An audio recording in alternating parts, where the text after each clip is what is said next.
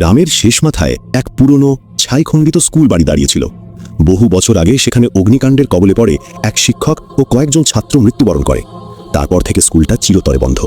জানালা ভাঙা, দরজা ঝুলে ঝুলে পড়ে, আর রাত হলে ভেতর থেকে রহস্যময় ঘণ্টার শব্দ নাকি শোনা যায়। রাকিব এসব একেবারেই বিশ্বাস করত না। এক রাতে বন্ধুদের সঙ্গে বাজি ধরে সে একাই স্কুলের ভেতরে ঢোকে। শর্ত, ভেতরে ঢুকে ব্ল্যাকবোর্ডে নিজের নাম লিখে ছবি তুলতে হবে। রাত ঠিক 12টা। স্কুলের দরজাটা ঠেলতেই বিকট কি শব্দ, যেন ভবনের প্রতিটি কাঠ চিৎকার করছে।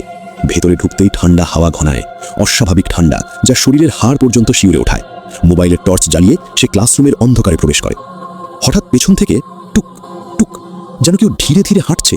রাকিব ঘুরে তাকায়, কেউ নেই। সে ব্ল্যাকবোর্ডের সামনে দাঁড়ায় এবং নিজের নাম লেখে। ঠিক তখনই ভীতিকর ঘটনা ঘটতে শুরু করে। বোর্ডে ধীরে ধীরে ভেসে ওঠে আরেকটি লেখা, যেন অদৃশ্য কেউ লিখছে, আজ তুমি দেরি করে ফেলেছ। রাকিবের হাত কাঁপতে থাকে। হঠাৎ পুরো ঘর অন্ধকারে ঢেকে যায়। কানের পাশে ফিসফিস করে শব্দ, এখন আর বেরোতে পারবে না।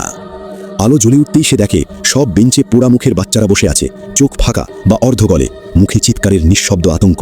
সামনে দাঁড়িয়ে আছে শিক্ষক, মুখ নেই, শুধু কালো ছাই, শরীর জ্বলন্ত ছাইয়ের মতো দেহে কাঁপছে, যেন জীবন্ত ছায়া। পরদিন সকালে গ্রামের লোকজন স্কুলের সামনে রাকিবের মোবাইলটি পায়। ভিডিওটা তখনও চালু। শেষ ফ্রেমে দেখা যায় রাকিব ব্ল্যাকবোর্ডের সামনে দাঁড়িয়ে আছে, আর তার পেছনে অদৃশ্যভাবে ধীরে ধীরে হাত রাখছে কেউ, যেন অতীতের মৃত্যুর আত্মা তাকে ধরে রাখছে। আজও রাত 12টায় স্কুলের বোর্ডে নতুন একটি নাম লেখা হয়, হালকা চকচকে অদৃশ্য হাতের ছোঁয়া দিয়ে, তোমার নাম নয় তো?